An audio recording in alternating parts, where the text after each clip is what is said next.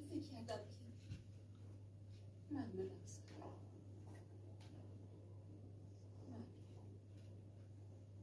اصلا گل جوی نکن.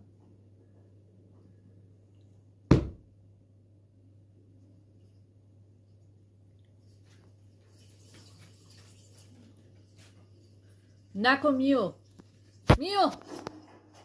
دیگه از صدای من تاثیر نداره. یک سر از تو بلند میشم نکن. از بچه ها تا سال یک که با این درگیر بودم.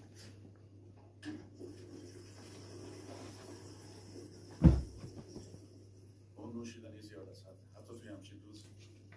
نکن پدر فکر مگه من با تو ای با تو نیستم. نمیخوام حرف بزنم. آقا سعید با تو لج میکنه این کار میکنم. این بطری ها برای چی؟ نکن بودو بینم. میخوام برم تو نکن میخوام اون موجودات رو دیگه و تا آخرین نفر هریا آشخاله یک کسافتون بسوزونی.